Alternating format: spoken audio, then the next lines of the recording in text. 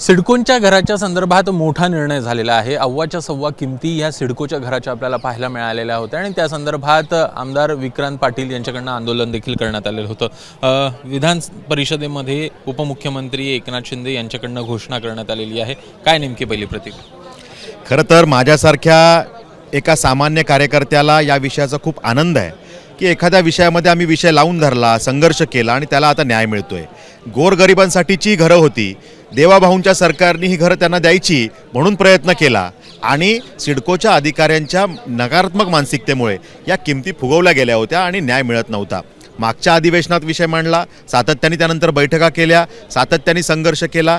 या अधिवेशनात सुद्धा त्यामध्ये निदर्शनं मला करावी लागली। त्यानंतर उपमुख्यमंत्री महोदयांकडे याची बैठक लागली, विस्तृत चर्चा झाली आणि सिडकोच्या अधिकाऱ्यांची नकारात्मकता मी उपमुख्यमंत्री महोदयांच्या समोर आणली आणि त्यांनी ॲप्रिशिएट केलं की हो, जर या आमदारांनी इतका अभ्यास करून हा विषय आणलेला आहे तर यामध्ये सिडकोच्या अधिकाऱ्यांची चूक आहे हे त्यांनी त्याच्यावरती ताशेरेसुद्धा ओढले होते। आता सभागृहात सुद्धा निर्णय जाहीर करताना त्यांनी सांगितलं की मी सिडकोच्या अधिकाऱ्यांचं ऐकलं नाही, कारण त्यांनी चूक केली होती आणि मी हा निर्णय जाहीर करतोय। त्यामुळे मला वाटतं की संवेदनशील सरकार, संवेदनशील मुख्यमंत्री, संवेदनशील उपमुख्यमंत्री कसे असू शकतात याचं उदाहरण आज आम्हाला बघायला मिळालं आणि आज या सगळ्या गोरगरीब जनतेसाठी या घरांच्या किमती कमी करण्याचा निर्णय सरकारने जाहीर केला आहे। थेट 10% किमती या कमी होणार आहेत आणि 10% किमती कमी झाल्याने त्यांचे स्लॅबही बदलणार आहेत। म्हणजे उदाहरणार्थ एखाद्याचं घर 47 लाखाला आहे, त्याला जर का 10% सूट मिळाली, 7 लाख त्याचे कमी झाले तर त्यामध्ये जर 45 लाखाच्या खाली त्याच्या घराची किंमत गेली तर आपोआप GSTचे 5% त्याला एक्स्ट्रा जे भरावे लागत होते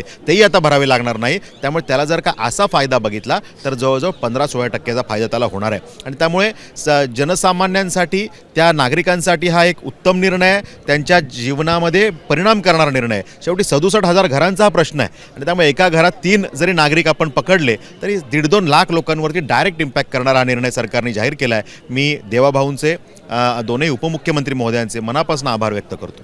साधारणपणे किती घरांचा हा प्रश्न आहे आणि नेमका हे काही जणांनी या संदर्भात EMI पण भरले आहे, मग त्यांचा प्रश्न कसा यामध्ये सॉल्व्ह होताना?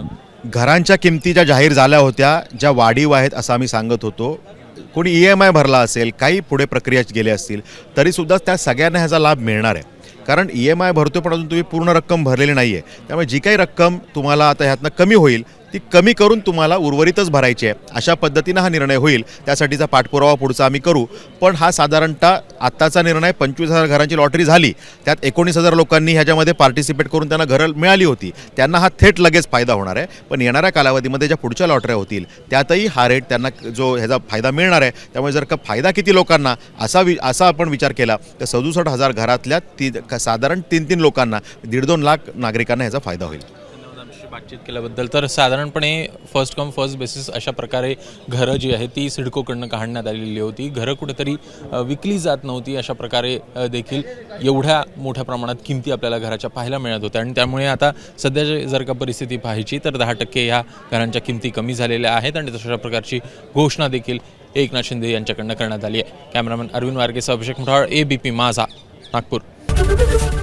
ABP माझा, उघडा डोळे बघा नीट।